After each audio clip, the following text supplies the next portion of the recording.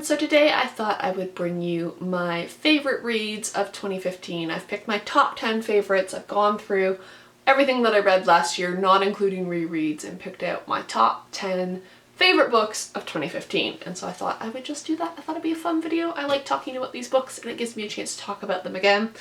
So to start with, I have E.M. Forster's A Room with a View. I absolutely love this book. E.M. Forster is probably one of my favorite authors. I think Howard's End actually made it into my 2014 favorites. But yes, this tells the story of Lucy, and like it deals with class issues, it deals with love, it deals with expectations on females. It's just fantastic. I highly recommend E.M. Forster if you haven't checked him out. Probably my two favorite books by him are Howard's End and A Room with a View, and A Room with a View has made the list this year. To the surprise of no one, here's actually going to be a couple Shirley Jacksons on this. The first one being Shirley Jackson's The Road Through the Wall. This deals with suburbia and kind of the insidious nature of suburbia and normalcy, and it's Shirley Jackson at her finest, I would say. This is probably the two books that I'm going to mention in this kind of like favorites video are tied for second place. My ultimate favorite always going to be We've Always Lived in the Castle, but yes, I would highly recommend this book. Just gonna drop those down. I have them all in my lap, so they're kind of spilling about. Next up is another E.M. Forster, and that is The Machine Stops. I do love E.M. Forster. This is a novella. It's quite a slim little volume. I think it's only like $5 on Book Depository. As always, links will be in the description down below. This is such an eerie little novella to read because it was written about 100 years ago, but in a lot of ways it kind of predicts the way that our society has come about in like our lack of face-to-face communication and being obsessed with screens and that kind of thing. And it's really fantastic. I highly recommend it. It's definitely outside of E.M. Forster's regular wheelhouse. I would say it's much more science fiction and fantasy based, but it's fantastic.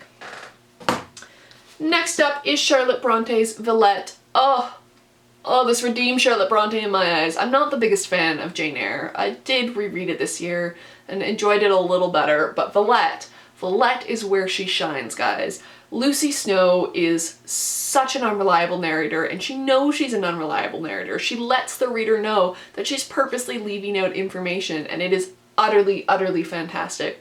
If you kind of have read Wuthering Heights and Jane Eyre and you were kind of like, I prefer Jane Austen's work, I would highly recommend Villette. I'm a big fan of unreliable narrators, so this one is tops in my book.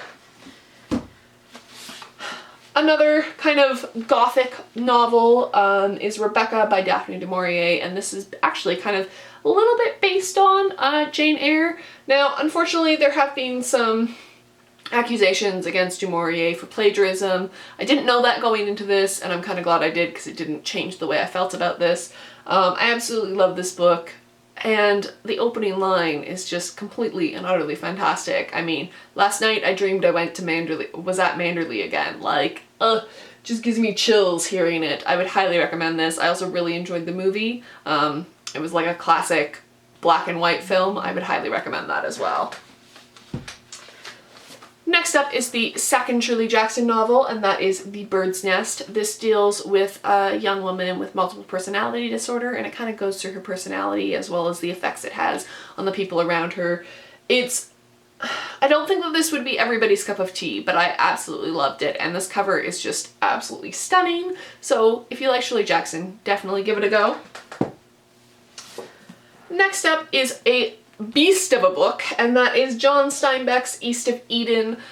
This is kind of a retelling of the Cain and Abel story from the Bible. In a way, I mean, that's what everybody says about it. I disagree a little bit. I mean, I can definitely see overtones of it, but I absolutely love this. I read this in the summer. I wasn't anticipating reading this at all this year. I didn't think I was a John Steinbeck fan until I read this, and now I am so eager to read much more John Steinbeck. Next up is Jean Rhys's Wide Sargasso Sea. This is a retelling of sorts of Jane Eyre. Apparently that's a theme amongst here, but this tells the story of Bertha, Rochester's first wife, before Jane comes along, and it takes place in the Caribbean, and it deals a lot with race, and it deals a lot with feminist issues and post-colonialism, and I would highly, highly recommend this book. This is absolutely fantastic. I love this so much more than Jane Eyre. If you're worried that it's going to be Jane Eyre fan fiction, it is not in any way, shape, or form. Not that there's anything wrong with fan fiction, but it's definitely a retelling.